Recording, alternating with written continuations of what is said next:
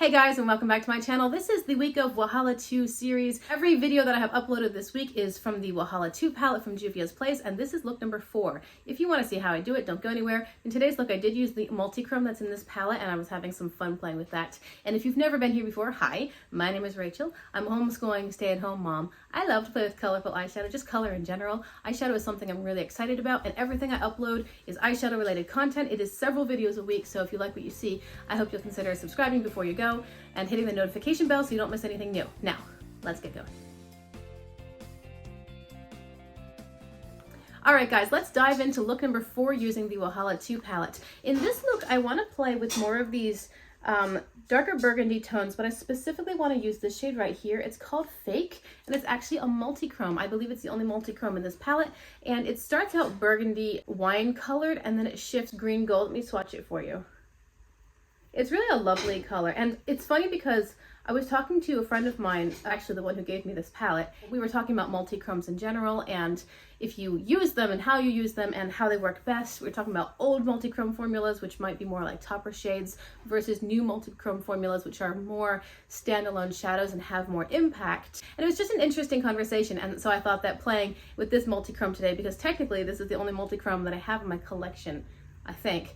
I wanted to just play with it. I think multi-chromes work best the more surface area they cover.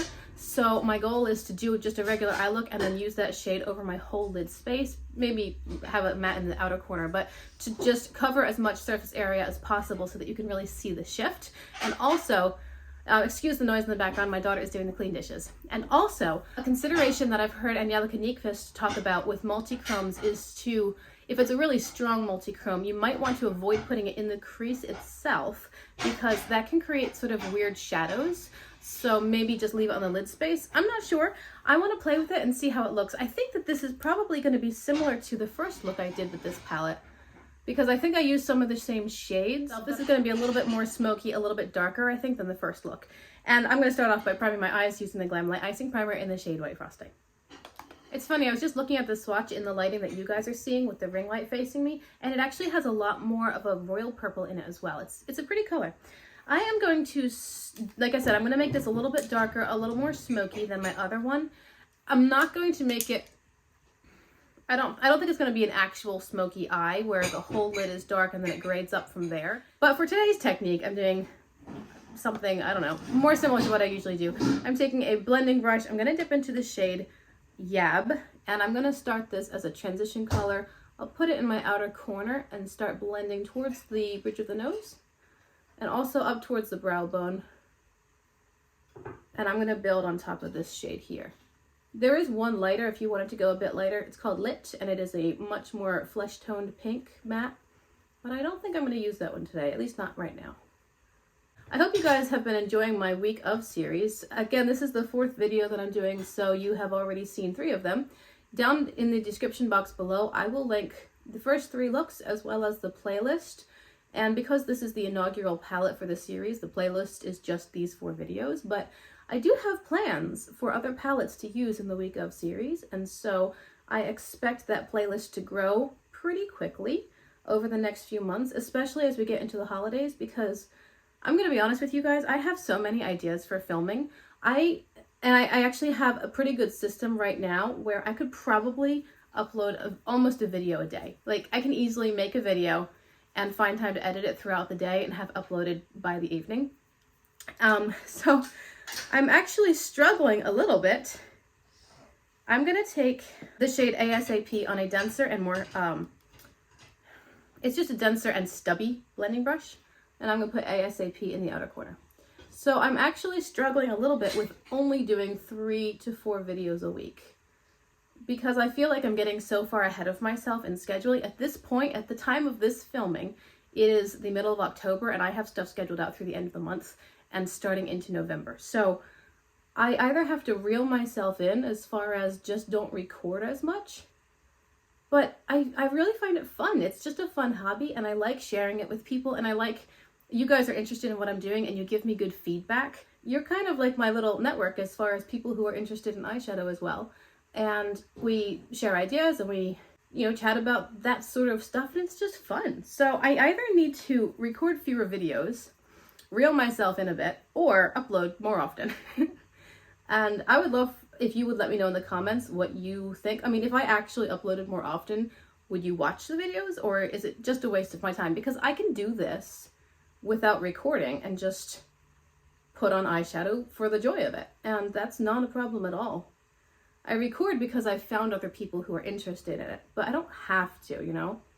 I'm putting this on like half of my lid space. And I definitely don't want my hobby to be such that I need the external validation for it to be worthwhile. That's not what I want this to be. I didn't start doing eyeshadow because I was looking for other people's approval or recognition or anything. I started doing it as creative expression. I've continued doing it as creative expression, and I happen to have found a community of people who are interested.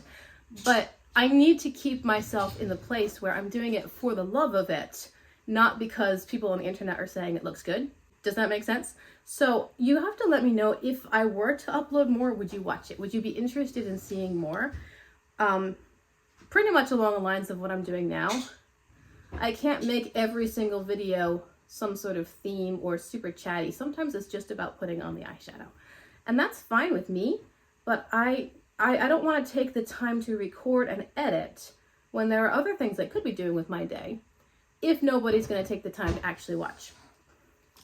So please let me know in the comments what you think about that. I have lots of ideas. I have tons of color combinations and palette combinations that I want to play with. And would you be interested in seeing that? Should I be uploading more if you guys would watch it, or should I upload, you know, out to the end of the year and take some time off? I don't know. Let me know what you think. Okay, now I have taken a flat brush and I've dipped it into the shade Fake. I haven't sprayed it yet. I'm curious to see how it's going to go on dry. And you may notice I pulled the darker color a little bit further onto the lid than I usually do, because I want it to be a darker, smokier base for this dark multi-chrome.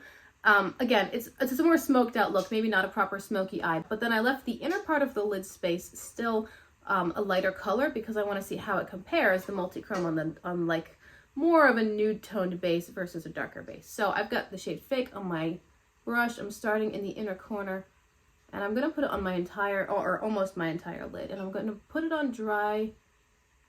Now, right now, I'm seeing purple. I'm going out to about a little bit past where the mattes get darker out here, but I'll probably touch that up a little bit with the matte shade as well. All right, so I see purple on the lid right now. What do you guys see in the camera? Do you see the shift at all? Again, it does start purple and it goes to like a burgundy green gold. I'm hoping you can see that. I'm having trouble seeing the shift in my lighting, which is not great, but I did see it when I swatched on my hand, so I know it's there. And also a point to note, yes, if you put it too high into your crease, especially with a dark multi-chrome, you're gonna get some weirdish kinds of shadows because the light hits the one spot, but it doesn't hit the crease. And so that crease area is always, I mean, more shadowy and dark. Looks a little unplanned. So I'm going to take the blending brush that I used before. I'm going to dip into the shade Lit, which is that lighter, more flesh toned matte, and I'm going to put that right in my crease a little bit to help lighten it up a smidge, but stay within the color scheme. And you may see that it got dragged over here as well, right there. I'll fix that as well. I'll probably fix that with some concealer, honestly. Now I want to see how the brush, how the shade performs wet. So I'm dipping back into the shade Fake. This time I'm going to spray it with my setting spray and see if it goes on more metallic, or if maybe that brings out the multichromatic shift, or if it, I don't know, shows up better somehow. I'm curious. So now it's been sprayed. I'm gonna put it right here. I mean, it wouldn't bring out the shift so much because I did get that shift right here on my hand, right? However, it's certainly making it a little bit more metallic and high shine. I'm hoping that in better lighting we can actually see the color shift. Okay, so I'm going to carry the colors onto the lower lash line now. First I'm taking Yab and putting that on the whole lower lash line, because right now I'm trying to decide if I want to add in a brighter pink tone or if I want to keep it on the darker side of things and a little bit more smoky. I keep saying smoky and then I say, it's not a smoky eye, it's not a smoky eye. It might still be smoky. I don't know. Whatever. I am way overthinking this. With a flat brush, I'm going onto the lower lash line right at the lashes with the darkest shade ASAP. I'm going back into Lit with a looser and fluffy blending brush, and I'm putting that underneath of Yab. It's really just grading the colors out and softening everything, otherwise known as smoking out. I don't really like any of the colors within the Wahala palette for an inner corner highlight within these warmer pinky tones. If I were doing a cool blue or aqua look or something, then I would use one of the silver shimmers, but not for these colors. So I've grabbed the Sandstone palette from ColourPop, and I think that for the inner corner highlight, I want to use this shade right here called Bell Rock. It's a very light pinky based shimmer shade. So I'm going to put that on a pencil brush or a small blending brush like this. I'm going to drop my setting spray. I'm going to spray it and then put that as an inner corner highlight right here. Because you know what, even if it is a smoky eye, I still want a lighter inner corner for my own tastes.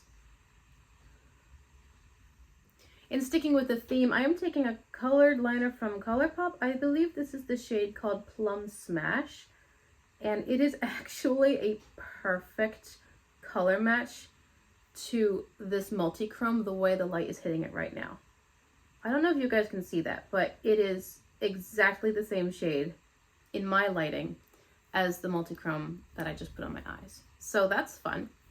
Now I'm going to go off camera, line my eyes, and do everything else, and I'll be back in a few seconds to show you how it looks. All right, everyone, this is how it turned out. I did a winged eyeliner, which I know you're not supposed to do in a smoky eye, but maybe this is the non-smoky, smoky eye. I did a winged eyeliner, and I told you what I used in the waterline. On my lips, I'm wearing the shade Cranberry Pie from NYX Butter Gloss. Really like this formula. As a highlighter, I did take this one from Nomad again, from their Around the World series. I know I mispronounced it, so I'm not going to try, but it is a beautiful purple-blue, cool-toned iridescent, which I thought would look lovely with my eye look today. So again, hoping that you can see it. I never put a ton on, it's just a little bit. And then I am wearing a bronzer from the Tulum palette that my friend sent me. The first time I used this palette, I used this bronzer and I thought it was too yellow, but now I've been using this one. I think every video since that, I've been using this one, and I actually really like the effect. If I put on a bronzer, I don't usually do blush because I feel like that's just a lot of extra color in my cheeks. So I hope you like the look. I think it's very pretty. I know it's different from my first one from this week of Wahala II series because the first one wasn't this purple tone, and the multi-chrome is actually very pretty. I am very much hoping that you guys can see the multi-chrome because in my lighting right now, I only see purple, but there's a lot of green in it as well. I mean, we can just look at the swatch and know that there's a lot of green in there and sort of different burgundy shades. So it is a multi-chromatic shadow. You just have to get the right lighting. Anyway, I hope you like it. Remember to comment below what you'd like to see. If you have any suggestions for the week of series, let me know, because I think if you've watched my channel enough, you have an idea of what palettes I have. I want it to be a big enough palette that I can reasonably get 3 looks from it. So that's really my only criteria. As long as I own it, I would be happy to do a week of series with it. And please let me know also in the comments what you think about my whole upload thing. Again, I have tons of content ideas. I don't really enjoy doing the Instagram Reels tutorials because to me, the frenzied hyperactivity of, you know, having all this content in a short length of time is actually more stressful, and social media feels stressful to me anyway. If you wanted to suggest that I put my content into the Reels instead of uploading more on YouTube, I actually would prefer to do more on YouTube because this is a lot of fun. I like this format. I like interacting with you guys. I like more of a long form content. And so it's more relaxing to me to sit down, do my eyeshadow and film a look and then, you know, edit it throughout the day than it would be to try to squish it all into a reel and try to make it engaging and try to make it interesting and try to get the right angle and try to find the right music. It's just, that adds more stress to my life. So I don't know, I don't have to film everything, but then if I do something and it's really pretty, I want to share it with someone, let me know what you think. If I were to upload more content, would you actually watch it? I don't want to get so far ahead of myself that when I'm talking about what's happening in my life, it's no longer relevant by the time you guys see it. I mean, at some point it's like too much. You know, this is my hobby now, and if I can't always maintain, that's okay. But right now, everything's great, and I'm having a lot of fun. Please let me know what you think, what you'd like to see. I appreciate you being here and hanging out. I hope you liked the video. Don't forget to subscribe before you leave if you want to see more. And until I see you guys in my next video, which I think based on this schedule is going to be tomorrow, I hope you have a great day. Bye.